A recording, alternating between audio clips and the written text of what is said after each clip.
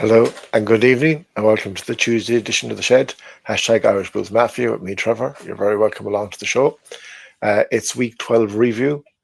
We had a bye week this week, so we could relax and enjoy the football going on. And there was some very good games on over the weekend, and some very interesting things happened. There was a few huge shocks that we'll talk about in a few minutes, but and a few question marks, but we'll get into them now in a few seconds. I'm also going to give you question 3 tonight at the competition. This is the last question in the competition. For those who are interested in entering it, I've asked 3 questions over the last two shows in this one. So if you go back, you'll find the questions in it and the answers are straight away there with it. All you have to do is answer the 3 questions. So DM me on either Instagram, Twitter, or Facebook, and the winner will be drawn, well, the 3 winners will be drawn out on Friday. Closing time is 10 o'clock Friday morning on Irish time or British Standard Time. So anyone that would like to win one of these beautiful mugs, the Irish Blues Mafia, you get the logo, and this is my other backup logo at the minute. You also get an Irish Blues Mafia keyring as well. So it'd be nice to have for Christmas morning to have a cup of tea if you're a Bills fan and enjoy it, and something cool and different. It's free to enter. It doesn't cost anything. I'm just doing it to thank you for supporting me. So there you go. So anyway, folks, welcome along. So I'm going to talk to you tonight about the week 12 games that were played over the weekend gone. It's, in case you see steam coming, it's Baltic cold here. It's freezing. It's been very cold the last few nights. It's going to be cold one again tonight. So if you do see any steam coming, it'll be a quick show, or as quick as possible. So we'll get on to Thursday night's game gone. So there was a few shocks over the weekend. This is shock number 1, was the Steelers at the Browns. The Browns were 2-8. The Steelers were 8-2. They were flying. They were after beating the Baltimore Ravens the weekend before. Mike Tomlin's team, though, didn't score a touchdown against the Ravens, and I'd not taken anything from the Steelers, but they limped home. And the Browns had nothing to lose. I was listening to the Browns podcast before it, and it was very easy for them to get riled up. You had Myles Garrett, who was looking at TJ Watt, who everyone said last year, including myself, that TJ Watt should have been Defensive Player of the Year, and Myles Garrett, that was just fire to him because he was on form. He came out the last night, and if you brought that to every game, the Browns might not be having some of the issues of what they have. Jameis Winston came out, and yes, he did throw a few dodgy ones, but he was way ahead of Russell Wilson. And the snow came down during the game, and he handled the snow.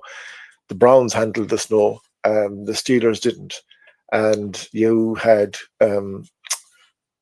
their wide receiver George Pickens afterwards giving some stupid conversation or comments in his press afterwards, going on about how that the Browns aren't a very good team and how the snow affected the Steelers, and like the Steelers are used to snow, the Browns are used to snow. That area in America is used to snow. So it's BS, lad. Cop on, grow up, learn your mistakes, and come back. And the next day, they're going to get them again.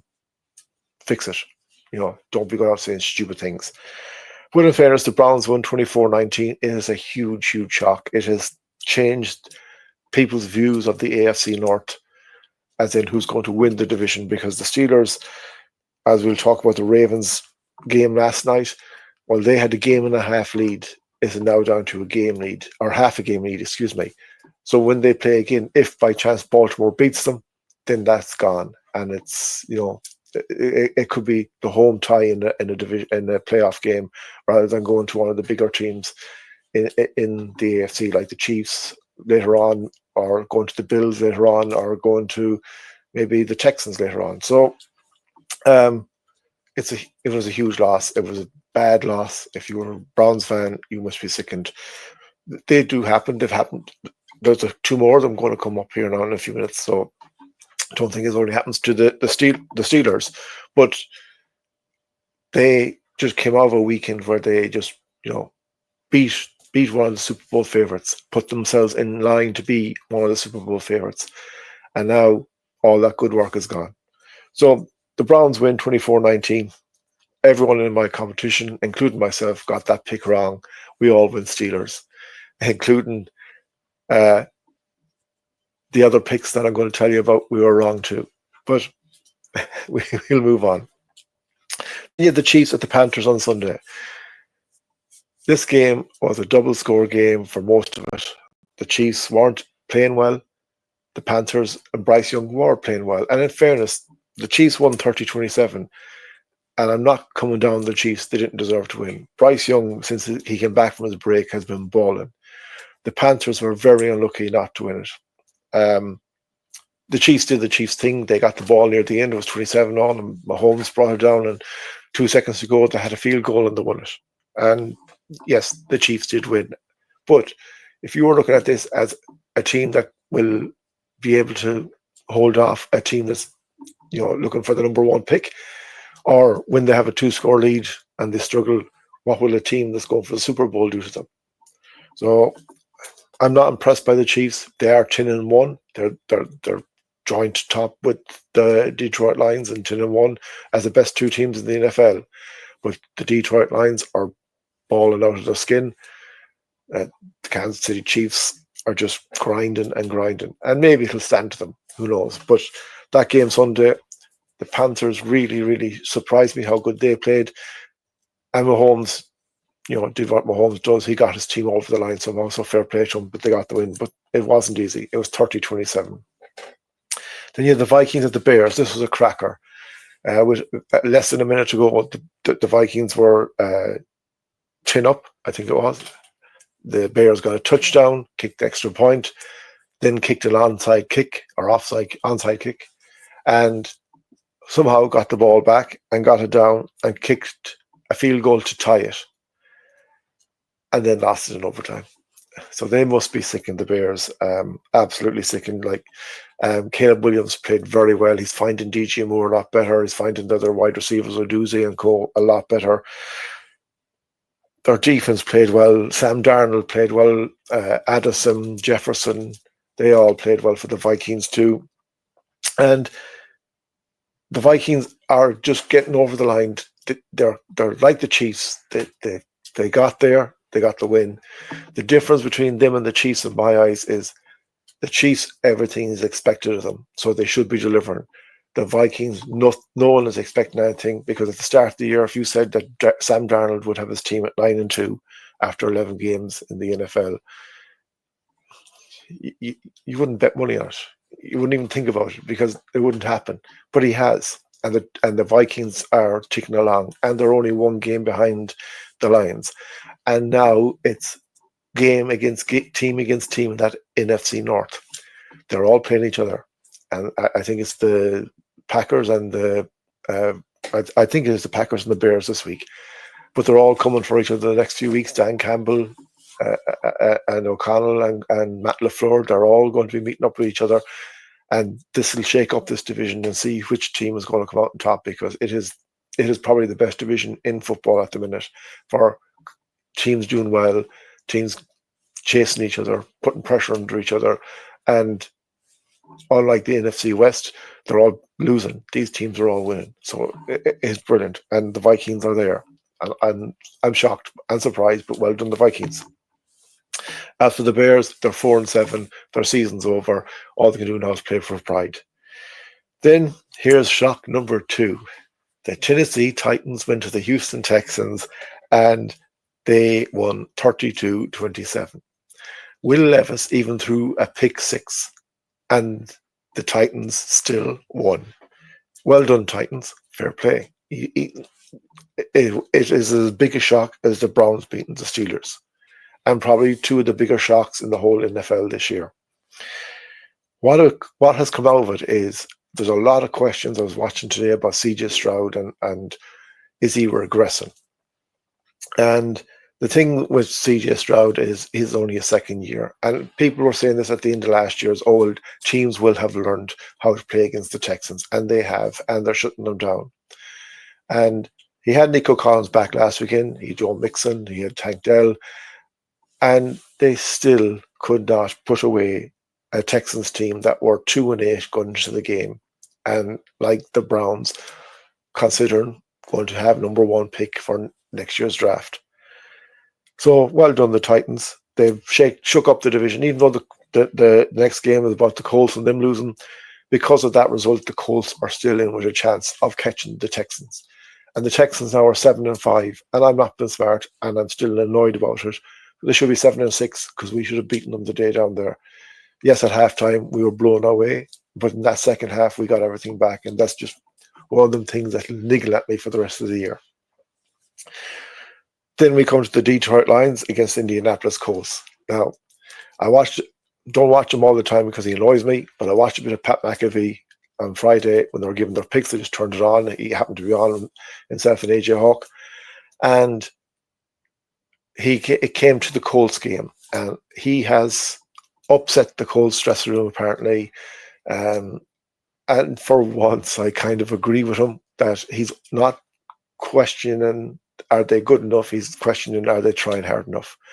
And in fairness, the Colts defense did a very good job against Jared Goff. They kept them to 24 points, and Montgomery and Gibbs and St. Etienne and all them. But they had no offense, and Anthony Richardson was shocking. And it was 24-6, the Lions won. Now, the Colts are 5-7, the Texans are 7-5, and they all have to play each other. So they're not out of it. But the Lions are 10-1, the Vikings are 9-2, and the Packers, who we'll be talking about in a few minutes, are 8-3. That's a division that's going to be very, very exciting come the end. And again, on Sunday, it was the running game that did it for the Lions. I think it was 3 running touchdowns. There was no passing touchdown. But their defense shut out the Colts and made Anthony Richardson look very ordinary. And I'm not being smart. I like Anthony Richardson. I think he'll be a great prospect in a few years. I do question his attitude. I question Kyler Murray's, and it has taken a few years for Kyler Murray to grow up, and he has grown up now. But I will be playing Joe Flacco for the rest of this year and let Anthony Richardson sit, learn, and then next year have him fit, have him healthy, have him tuned in, and then start the Colts. But I'm not a GM, so that's only my 2 cents. Then we come to a divisional game, the Patriots at the Dolphins. The Dolphins, I think, scored 24 points in one quarter, blew the Patriots away. There's questions about Jared Mayo. There was pictures of the Crafts up in the box, talking to each other and not looking very happy when they scored a touchdown. And there's rumblings coming out of it. It's not looking good for the Patriots. Drake May looked very poor. Again, it all comes down to Tua. Tua made the Dolphins look good. Tua has won 3 games in a row since the Bills game, and Tua might sneak the Dolphins into a wild card game. But with everything else to have, it is Tua. So I don't care about the Dolphins. We're not trying to praise the Dolphins or sunning them up. I just don't want Tua to get hurt. That's it. So, but they won 34-15. So, well done, Dolphins. Now we come to the Buccaneers of the Giants. Tommy DeVito played quarterback for the Giants. Baker Mayfield came in and became Tommy DeVito when he scored touchdowns. Baker Mayfield was an animal at the weekend. Absolutely amazing.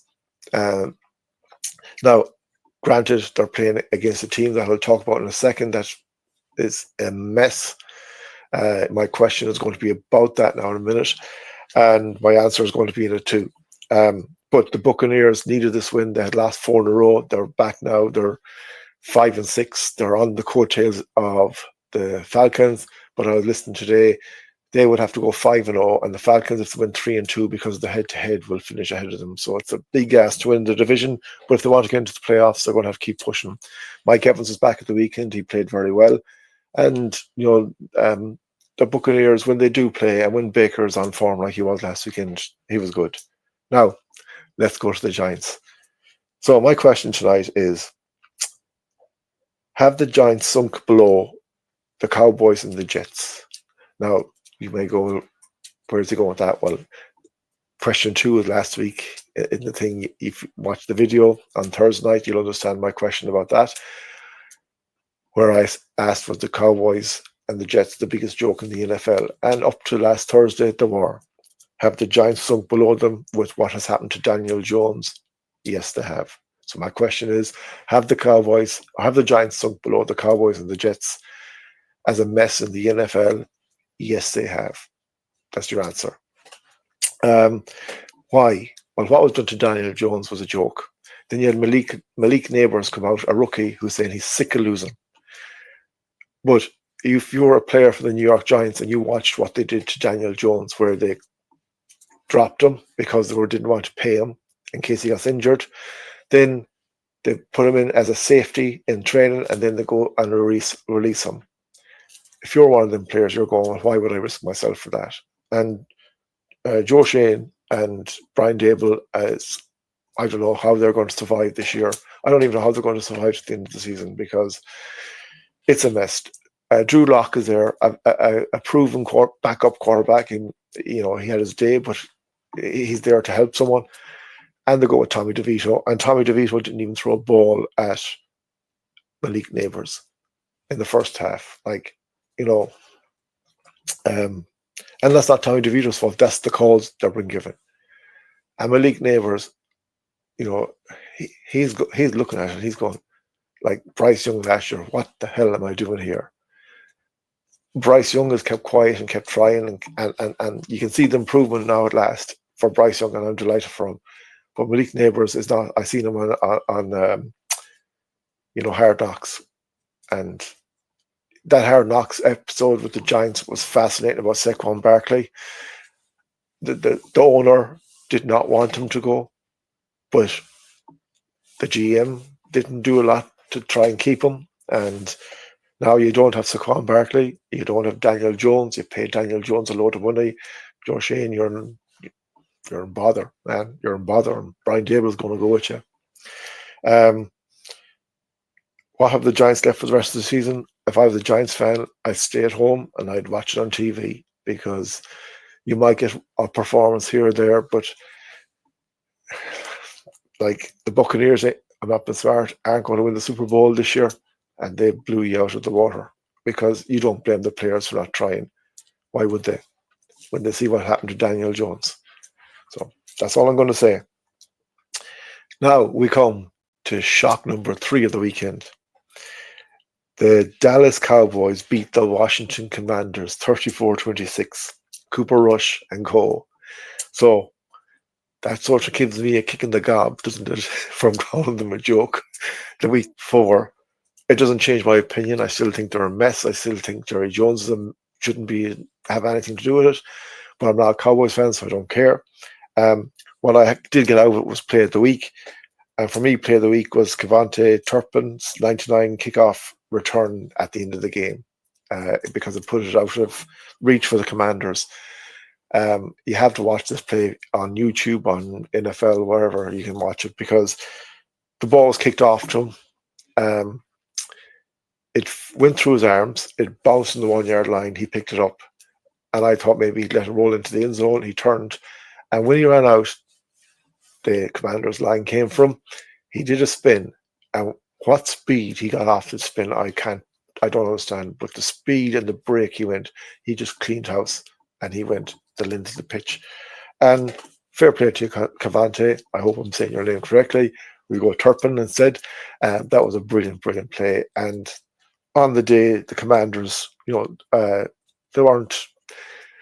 That was a game that should have sent a message to the Cowboys. The Cowboys are on their knees. They're waiting for the end of the season. They're missing Dak Prescott. They're missing so much. Their players, I don't know if they're in it or not. Jerry Jones is a joke the way he's running it, and the Cowboys stood up and the Commanders didn't. And Jaden Daniels didn't have his worst game, but didn't have his best game, and the Commanders are hitting a bit of a rocky patch. So they need to turn it around. They're 7-5. The Cowboys are 4-7. Their season is still over in my eyes, but stranger things have happened. Then we go to the Broncos at the Raiders. Bo Nix, who for me is up there now with Jaden Daniels for Rookie of the Year. One of them. They won 29-19. Like the Raiders season is over, they're 2-9, but the Broncos are 7-5 now, and they're moving nicely. And he threw a beautiful pass to Sutton for a touchdown. He's safe with the ball. He doesn't give it away. I think it's 2 interceptions in his last 6 or 7 games. He's really minded it. Sean Payton has really, brought him on. The Broncos are a team.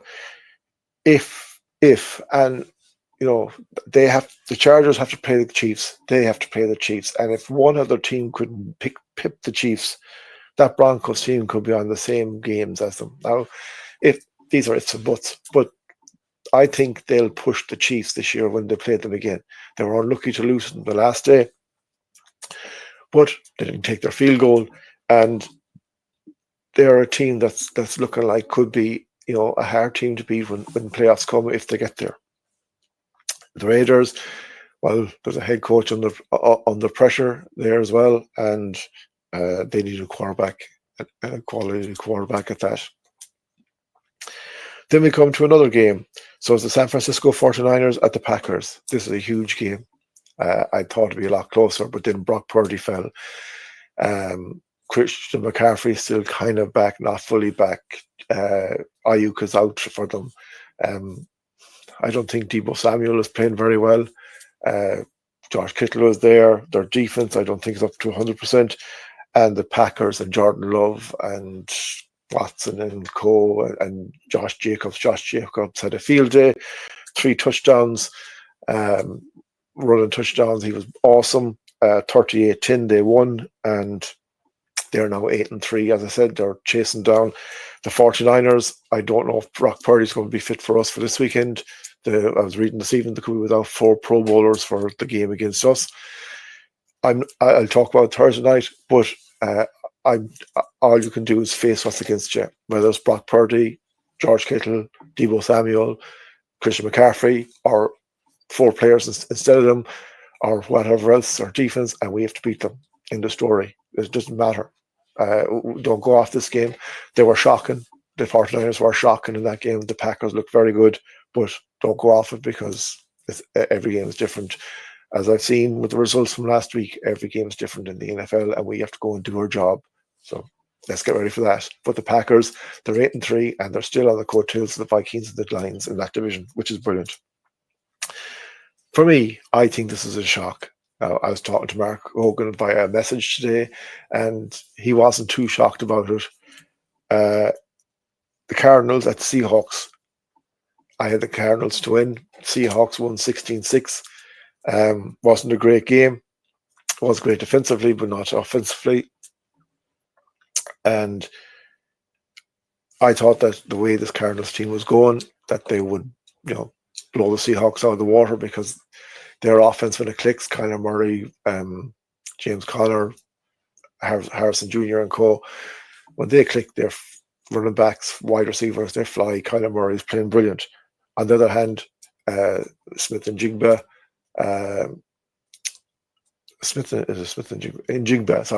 and Geno Smith, and I know DK Metcalf is not fully fit, but they have the weapons to be a dangerous team, but it hasn't worked for them this year.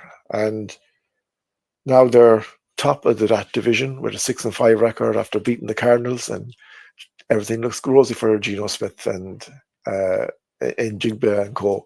So I don't know. I didn't see much highlights of this game, to be honest.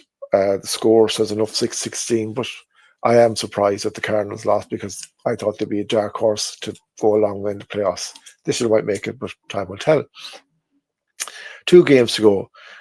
The Eagles at the Rams. Well, Saquon Barkley, what do you say? This man was on fire. 37-20 they won. The Rams, I don't know, they put up a bit of a battle, but this Eagles team. So, and I said it myself, I thought their head coach was gone. I thought Sirianni was gone after the Cleveland game. He was arguing with fans, even though they'd won. Jalen Hurts didn't look happy. There's not supposed to be a good relationship between Jalen Hurts and Sirianni. But since that game, they've just clicked. And they're now 9-2. And they're only 1 game off the number 1 seed, the Detroit Lions. And this Eagles team, to me, has improved to the point where it's improving. The Detroit Lions are very, very good. but they're on a kind of a stable trajectory. Whereas the Eagles, they're improving every single game. And if they can keep Saquon Barkley fit, um, the sky's the limit in that NFC for them. Sky's the limit. Their defense is awesome. They have AJ Brown, and I think Smith is back this week, and Jalen Hurts and Saquon Barkley, and you saw abundance of talent. So they are now 9-2. The Rams are 5-6. So the Rams and the 49ers, the two teams you would look at getting out of that division, are third and fourth in the NFC West, and the Seahawks and Cardinals are 1-2. Wow, wow! And then the last game was the Battle of the Harbours. The Harbour Bowl, they call it. John and Jim, and John Harbour got the win. The Ravens 30-23. Derrick Henry, like another running back, powerhouse. Did the job. Bateman played well. Lamar Jackson played okay, but Derrick Henry did the damage. The Chargers did put up a good fight. Justin Herbert and Cole did put it up, but the Ravens got the job done, and they're now 8-4, and the Chargers are 7-4. And that 8-4 puts them 8-3, just the game, but the game is the head-to-head game behind the Steelers, and when they meet, that'll cancel that out if they get the win. So the Steelers really need to look at themselves, because they've let a golden opportunity slip away. And if they lost it to the Chiefs, and then you say, all right, at Christmas Day they're playing the Chiefs, and the Chiefs beat us and we lost it there, that's fair enough. But losing it to a Browns team that's waiting for the end of the season, not good enough. But anyway, that's my 2 cents. So that's my video for tonight, folks. I want to thank you very much for watching. Thursday night, I'll preview, week 13. We have the San Francisco 49ers. I'm looking forward to it. It's a game I've been looking forward to all season. And there'll be other big games on as well, and we'll go through them, and we'll talk a bit more about it. As for the competition, as I said, I've asked all 3 questions now. So question 1 was last Tuesday's episode. Question 2 was last Thursday's episode. And question 3 is tonight. Answer all 3 questions. DM me on Instagram, Twitter, or X, or Facebook. And when you do, I'll put you into the draw, and on draw closes, the competition ends on Friday morning, British Standard Time, 10 o'clock. And the draw will be later that evening. And when it is, I'll announce the winners, and good luck to everybody. And thank you very much for your support. And as I said, Irish Bulls Mafia mug. Nice thing to have for Christmas Day, for a cup of hot chocolate, coffee or tea, whatever. And nice little thing, Irish Bulls Mafia keyring for the winners. One set for each. So there you go. So anyway, folks, thanks very much for watching. It's time to get out of this cold shed and get back into the warmth. And until Thursday night, as always, my friends, stay safe, stay happy, stay together, and go Bills.